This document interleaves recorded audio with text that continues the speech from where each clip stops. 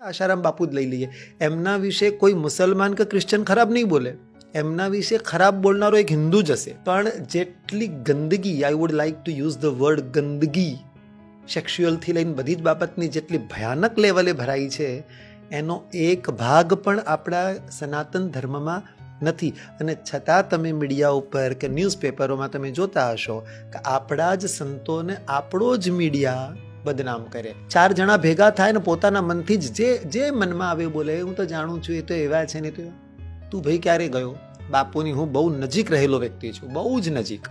એટલે કંઈ ખબર પડતું હોય ના પડતું હોય, મારા જેવાને સામે લાઈને તમે કહી દો કે આ આશારામ બાપુ, તો મને ગાળો દેવાની. આશારામ બાપુને જોયા ના હોય કે બાપુ કોણ છે, પણ બસ હવે ચાલી રહ્યો છે ને આ ટોપિક, આપણે 2-4 આપણા તરફથી લગાવી દો, શું વાંધો? એટલે આ આપણી હિન્દુઓની કમી છે. આના માટે બીજા કોઈને દોષ આપવા જેવો નથી. આપણે જ આપણા ધર્મની ઘોર ખોદી છે. અને એ પાછું કોઈ પોતે તો પારખ્યું જ નથી કોઈએ. મીડિયાએ કીધું, જ્યાં આ ચેનલો જોડે કરોડોની લાંચ ગઈ વિદેશોમાંથી, કરોડો રૂપિયાની ઓફર થઈને પછી બધું પ્રમોટ કરાયેલું, આખું સ્કેન્ડલ છે. બહુ ખોટી રીતે એક મહાપુરુષને બદનામ કરવામાં આવ્યા.